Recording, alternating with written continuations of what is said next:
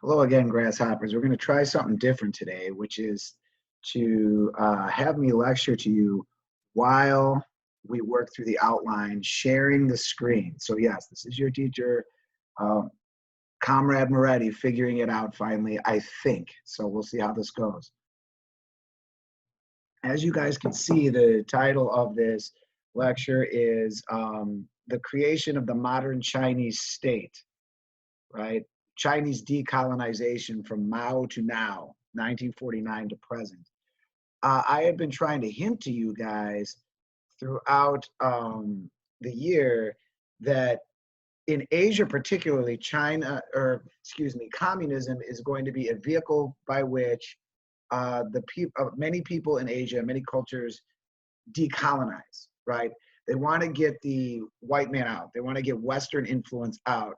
And communism, with its promise of sharing things equally and creating a kind of utopian state where everybody shares the wealth, and the wealth is put in the hands of the people, this has a big appeal in Asia, where a lot of different groups have been underneath the thumb of foreign powers for a very long time.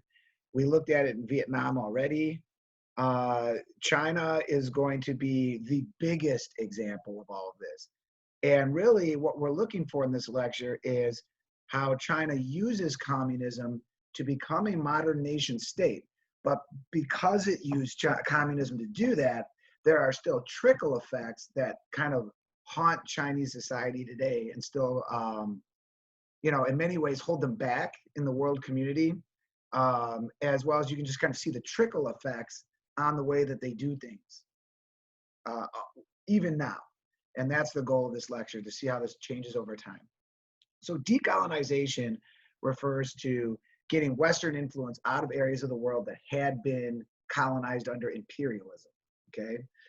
So if you remember when we talked about China way back in, gosh, it must have been January now or something like that. The Chinese have been going through a civil war that was interrupted by World War II, okay? So in 1949, if you look on the outline here, the Chinese Kuomintang, the nationalists, are defeated by the Chinese Communist Party led by Chairman Mao. Mao, remember him? And so Chairman Mao is going to drive whatever is left of the Kuomintang, the Chinese nationalists, the non-communists, is going to drive them out of mainland China. They're actually going to escape, those who can escape, to a nearby island called Taiwan. And they're going to establish what they consider to be the proper Chinese government in Taiwan. And the United States will recognize that, the Taiwanese, as the proper government, refusing really to deal with communist China under Mao. And that's going to happen in 1949. And of course, you guys know that the connection to what I've already taught you is between 1950 and 53, China is going to be directly involved in the Korean War by sending troops across the border. And we are going to engage Chinese forces directly, Chinese communist forces, in the Korean War for 3 years before that armistice is signed. So what is going on back in China itself? Well, Chairman Mao, if you look here, is going to create for himself a perfect communist society using basically the Soviet model. You know, there's the 5-year plan, as I'm kind of pointing out to you here. And that is the same as what the Soviets did. The communists under Mao are going to look to modernize, essentially by force, the Chinese state. You know, China is largely agrarian, and they're going to build roads and railroads and factories and all the modern stuff, produce steel in order to do all of the above. I mean, China is a vast, vast country with lots of natural resources, but it's unorganized. And the communists try and do that with their 5-year plan, just like the Soviets did under Stalin. One of the biggest problems that's going to be caused by Mao in trying to do all of this is something called the Great Leap Forward, where he's actually going to try to force any of the farmers to work on these giant collective farms. And you see that here on your outline, the collectivization of agriculture. These are essentially mega farms where thousands of people work together to bring in wheat and whatever the other agricultural products are, highly inefficient. People are not getting paid. They're meant to kind of work together in this like collective utopia of like we're all comrades and we're all going to bring in the harvest together and create all this great food and stuff for China. But without the incentives there, it kind of turns into a nightmare because turns out, right, that your average farmer likes to work on his own in the middle of nowhere on a farm and then sell his crops for money. So when you totally disrupt that and put everybody together like this, just like the Soviets did, it's going to be fairly inefficient. It's meant to be an efficient way of collecting food for China, and it turns out to be kind of the opposite, right? And that ties in to this thing above here that I'm highlighting for you, the Great Leap Forward, right? Where Mao decides that he is going to tell everybody in China that we're still behind and we're going to start producing steel instead of just food. And that means he's going to have thousands of people, maybe millions, trying to produce steel and do industrial work that have all that they have done their entire lives is farm. So they don't know anything about it. And so this Great Leap Forward is going to result in a massive, massive famine. It's a total failure that is going to kill hundreds of thousands of Chinese people, perhaps even more, because the entire agriculture system is disrupted by it to try and industrialize. And while China will eventually become more modern, it will be at great cost. And of course, instead of taking blame for this whole thing, Chairman Mao is going to say that, you know, the Great Leap Forward failed because of the weather that turned bad. And he's even going to go so far as to blame the sparrows. Yes, you heard it right. The sparrows, the birds, right? That because he's going to argue that the birds came and stole all the food. And so what Chinese peasants, and this, I mean, you think of the sound of that, but I mean, as crazy as that sound, does it really sound that different from, you know, a president telling you should inject bleach into your system to kill the coronavirus? I mean, this is what we're talking about. This is the danger of cults of personality. You got Chairman Mao saying it's the birds' fault. So what happens? So all the peasants in China start killing birds in response to this, any way that they can. Well, what happens when you kill all the birds, right? That means all of the insects like locusts that eat the food are going to swarm in there without any predators to worry about, making the situation worse. And this is just a great example of how like Chinese communism under Mao develops. It's this cult of personality. And, you know, by the time you get to the late 1950s, early 1960s, there are other members of the Communist Party in China who are kind of like, we need to get this Mao guy out of here because yeah, he's done some stuff to consolidate, you know, the industry and everything else, and we're more modern than we were, but Mao's loony, and he's kind of taking it too far. So the Chinese Communist Party would like to remove him, but Mao kind of sees what they're trying to do. And so in 1966, and by the way, he also sees what happened in the Soviet Union when Stalin died and the Soviet communists moved away from Stalin, that process called de-Stalinization I taught you guys about, kind of undoing the cult of personality. And so Mao is afraid that's going to happen to him too. So he decides to make a power play. And in 1966, he calls on young people throughout China to engage in something called the Chinese Cultural Revolution. And it is going to be one of the most disruptive 10-year periods that any nation has in all of world history. Because in the Chinese Cultural Revolution, Mao is going to claim that he is being attacked by unloyal members of the Communist Party, that the Communist Party has become too capitalist, too friendly with the West, that people want to be too normal. And so he's going to call on the youth to disrupt Chinese society completely for a 10-year period of time. It will be devastating. All of the schools will shut down. Young people are going to be encouraged to read the words of Mao instead of anything else. They are going to be encouraged to turn on their parents and their neighbors and to turn in suspected communists.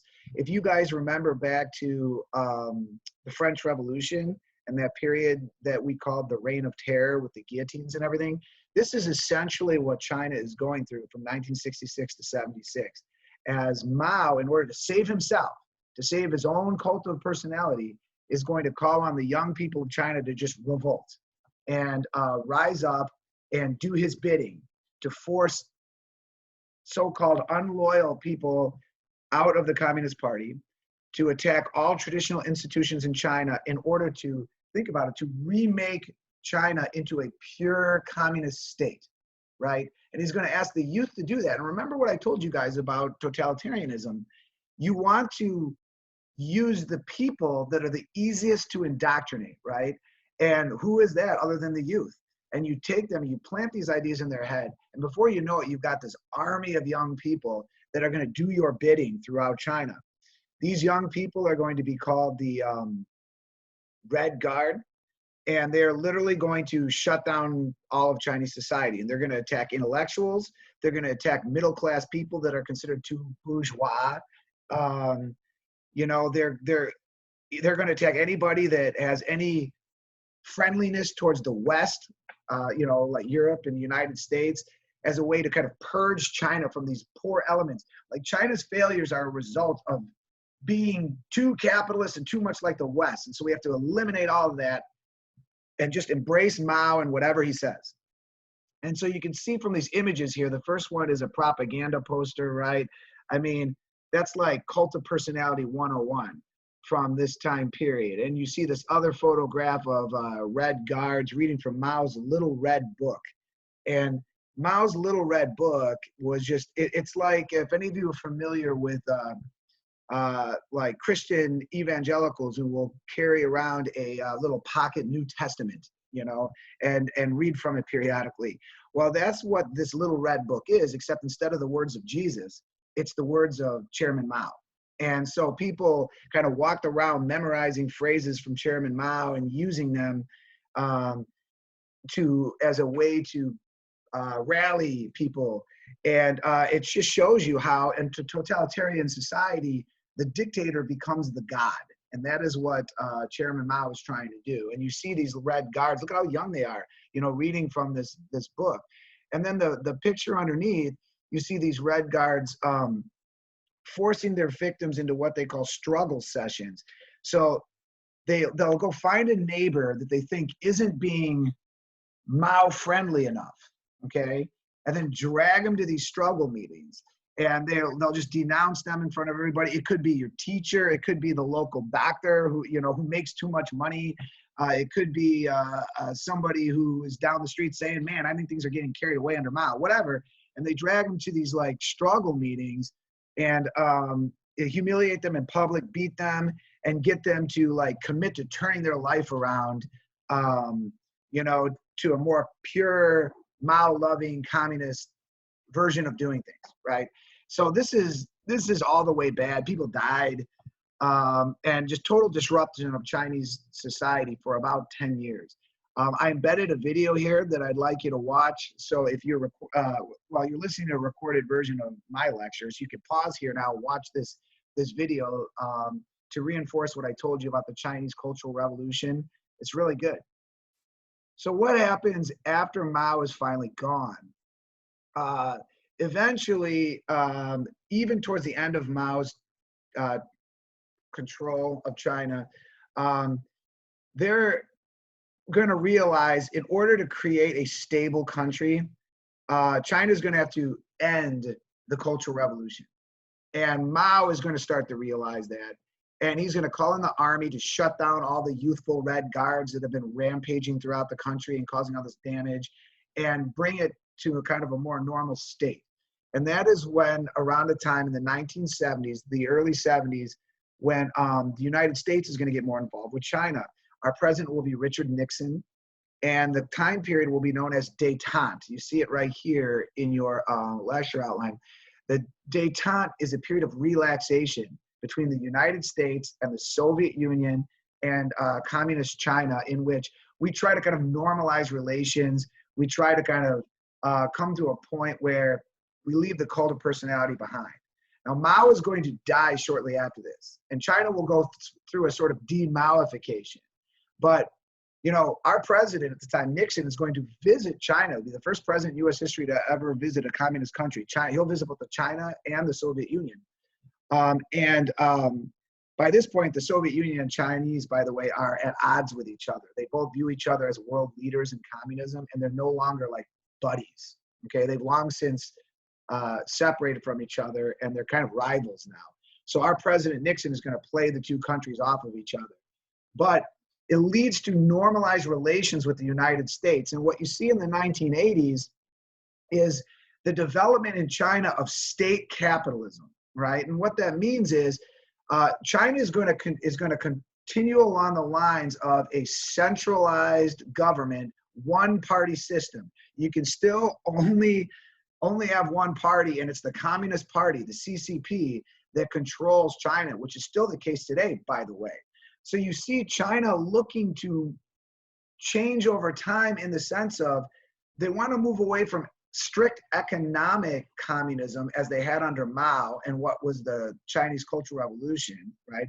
They want to move away from that because capitalism makes more money, but they don't want to move away from one-party rule. So that model is known as state capitalism, where if you're a member of the Chinese Communist Party, any of the taxes you collect, any of the money or the cut that you take from the capitalism that is happening within China is going to funnel to you if you're in the Communist Party, and you're going to take part of that and make yourselves rich off of that. It's kind of a almost a mafia state, you know, where if you're privileged enough to be in the Chinese Communist Party, you get to take advantage of all this new money that is generated by capitalism in China. And China's got all these resources, like I said. So in the 1980s, when they become wealthier and more modern, members of the Chinese Communist Party use that to enrich themselves. They're still calling themselves the Communist Party, but they're far from communists. They're just using that name because it's what people at that point are used to exploit the new advantages of capitalism when they open their doors to it in China in the 1980s. In fact, as you see, by 1989, students in China are kind of tired of this, and they want democratic freedoms to go along with the new economic freedoms that China is experiencing. And the Chinese government cracks down hard in an incident in 1989 in Tiananmen Square. So this is right around the time when communism is starting to collapse in Europe, which is going to be the subject of our next lesson. Excuse me. And so students in China are watching that happen in Europe, and they're going, why can't that happen here? And they demonstrate in Tiananmen Square, hundreds of thousands of them collected there. And the Chinese Communist Party responds by sending in the tanks, by coming in and just hammering down on the protesters, arresting or killing them. I've embedded a video here from 1989. It's actual like firsthand footage of that event as it unfolds, signaling that China, while willing to move economically towards the West in capitalism, is not willing to do that in terms of democracy and wants to maintain its totalitarian state as much as possible with control of the Chinese Communist Party, just without the specific cult of personality around some, say, Mao, for example.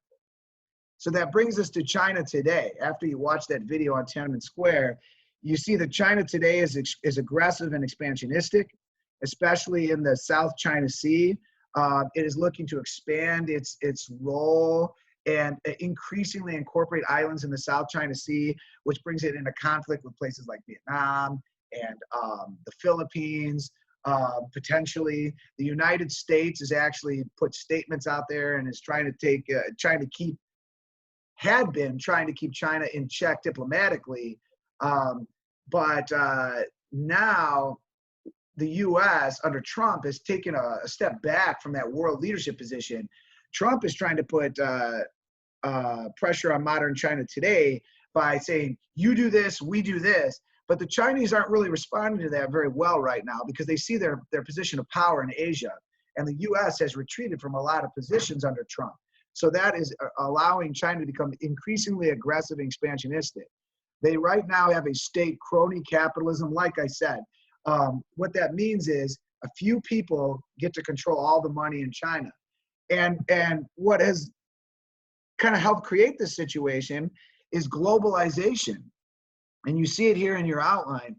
Globalization, you should know about. It is the process by which the world becomes smaller due to technology. And therefore, as an example, many companies in the United States have had their goods made in China because people in China work for less than they do in the United States. And so now, like, very large percentage of things that we have here in the US are actually made in China. And that includes, as we're now seeing, things like personal protective equipment for doctors and the chemicals that we use in our testing for viruses, and as well as our drugs to treat illnesses. It's all made in China, even though the companies are based in the United States. So China now has this immense power and leverage because we have everything made over there. So they can be hostile and kind of use this to their advantage if they want to. And we're starting to kind of see that right now with the coronavirus controversy, which brings us to our last segment here. You know, the coronavirus pandemic, it's no secret to you probably at this point that it originated in China and then spread to the rest of the world. And the Chinese government, absolutely, the Communist Party there tried to cover it up, tried to lie about how bad it really was. It censored doctors that were studying the virus, one of whom actually died trying to treat patients. And the Chinese Communist Party, after the fact, made him a hero when the people in China, you know, kind of demanded it. And so there's a big controversy with that right now. And I just want you guys to think, you know, I kind of as a parting thought here for this, how does China's insistence on remaining a single party state contribute to the severity of incidents like the coronavirus pandemic? You know, they control all the information coming out of China and the wealth. And so watch the video I embed there and kind of think about that, because it's going to definitely affect the relationship that China has with the rest of the world going forward as they try to maintain that single party state as well as embrace capitalism at the same time, and what conflicts that might cause them with the rest of the world. So thanks, guys. I'm going to shut this down now.